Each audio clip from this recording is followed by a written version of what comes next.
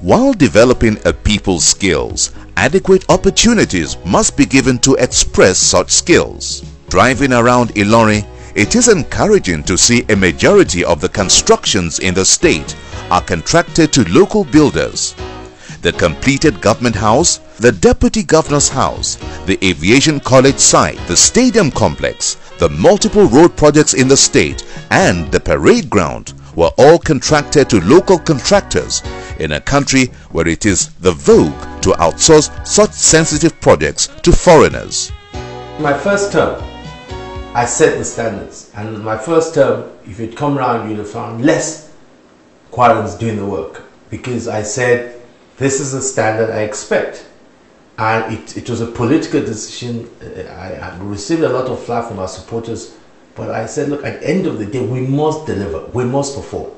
And what you've seen is some of the contractors that you've now seen have stepped up to the game. They've improved on the quality of product, either roads, constructions, buildings and all that. So we've been able to lift the quality of some of the local firms. It's based on performance and based on quality.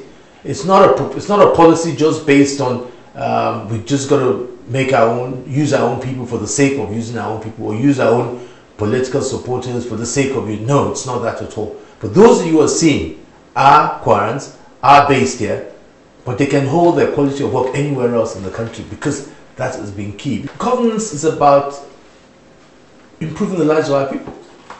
And the only way you can improve the lives of the people is to ensure that they're engaged, they're employed, and they have a means of livelihood. And that's what governance is about. I've told people that the government is not there to make profit. Government is there to create a neighborhood environment that allows people to be employed. I'll give you an example. You talk about the clean and green that we have. Part of having a policy that will support our people is ensuring that more people are engaged. I mean, we could bring in a lot of machineries that will make it as efficient, but our people are not engaged. So what value are we doing? Every economy, every society must look at what policies are you having that will ensure that our people are engaged. That's why I talk about agriculture all the time. And I give an example. Today we're producing 2.2 million barrels of oil. We can go to 10 million barrels of oil. But you know what? Our people will not be employed. How many geologists or geoengineers do you have in our different neighboring families? So they will not, but agriculture, you have 70% of in that environment. If we increase agriculture, you increase your percentage of GDP almost immediately.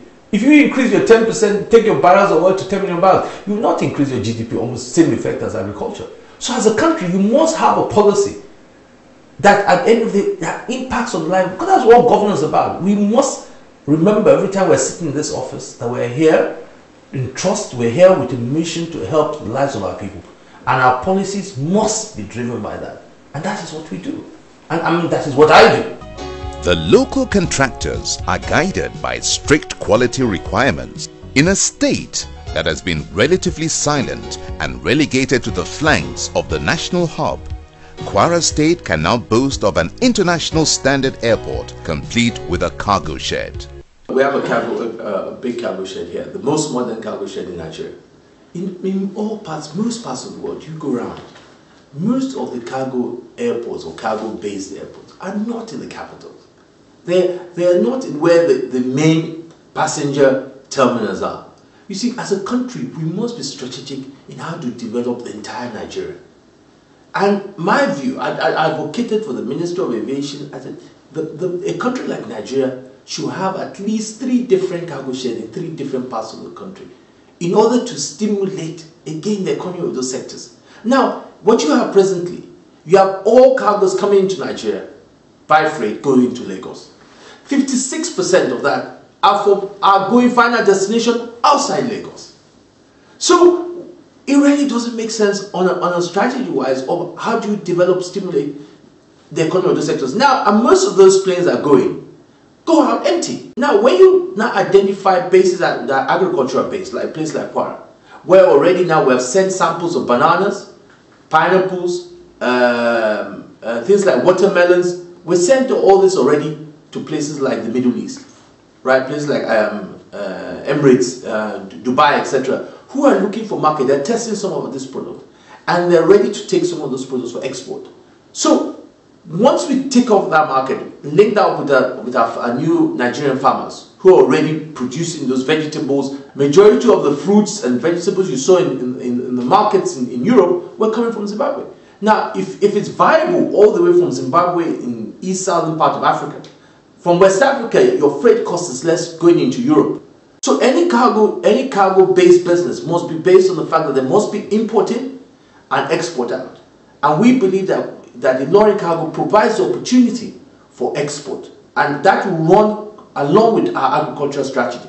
So once we can get our produce going up, or vegetables or fruit being ready, and some of them are being tested at the moment, as I told you, then we'll be able to start having cargo going out. So that is what we've done there. And we're very hopeful that once that kicks off, the cargo market, then the airlines themselves will be coming into Kwara, because now the business is more viable, and it's cheaper for our people, because at the moment the average Nigerian is paying double the price, because the airlines are charging you $3 per ton coming in and $3 going out, because they say we're going out empty. So your documents, you're paying $6. I'm just giving you a price, but you're paying double the price because there's no business out.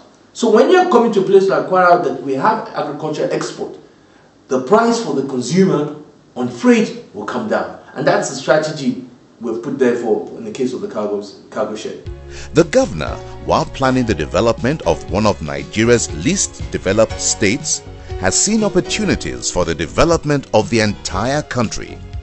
Kwara State has risen from regional politics to international attention, obscurity of the past into the limelight of the Nigerian nation, a state whose produce from sweet corn, lettuce, cabbage, dairy, furniture and the football academy may now begin to give hope to the rest of Nigeria. Produce from the farms is now being sold in shops all over the country. The Shonga Dairy Farm supplies 4,000 liters of milk to Wamco, manufacturers of peak milk.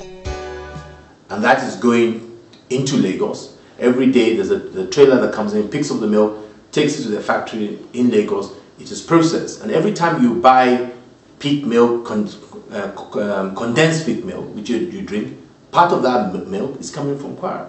Now, we're only producing, as I said, 2,000 to 4,000 liters. Do you know how much we consume daily in this country? 6.6 million liters. So the point means that factory we got in Kwara, easily in this country, we need about 1,000 of it, just to be able to meet. So what I'm saying is that if you have that, easily in this country, it will equate to 2 million jobs. That's what, because presently now we're spending $1.2 billion every year importing milk.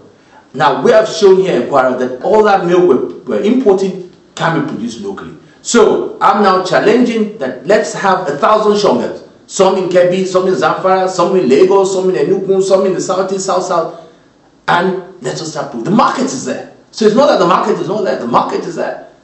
So we have shown that it's possible, it is doable. It's now the commitment and the political will and the leadership to be able to drive the process. Because being able to drive that process is not, it's taking us, what, 6 years of hard work and consistency and support. But we have shown it's possible. We've shown that we don't have to be an import-dependent country on dairy. We can also show we don't have to be an import-dependent country on rice. We don't have to be an import-dependent on sugar. Many of this can go on, where we can become self-sufficient, not only in Nigeria, we can also be producing food for the entire West African region. We've made something out of nothing, something that did not, we had the resources. And this is a story not only of Kwara, of Nigeria. It is not something that is that difficult, but you must have the commitment and the belief that you're going to make it better. That also talks about what we've also done. For example, if you take what we've done with Kwara Furniture. Again, Kwara Furniture was a government parastatal. When I came in as governor, they could not pay salaries. They could not pay the GM, they could not pay the workers. And I went to visit the place and saw the potential. Today, all the furniture you see in Kwara State Government House, in the residence, are all made from the furniture company in here. Apart from being a parastatal that could not pay salaries, now they've doubled the manpower, and they have staff now that are not only doing furniture for Kwara, Those, if you go to Lagos, go to the top hotels in Lagos, whether it's Federal Palace or Southern Sun or whatever they call, all that furniture in there, when you sit down there, is coming in from Kwara State. Ethnics Furniture completely furnished the Southern Sun Hotel in Lagos and also the Federal Palace Hotel. The vision of Kwara State should be the vision of Nigeria. From a state of obscurity just a few years ago, Kwara has become the agricultural base of Nigeria. New investments continue to pour into the state daily. More companies are setting up in Kwara State. The opportunities are too bright to ignore. The future for Kwara and Nigeria is brilliant.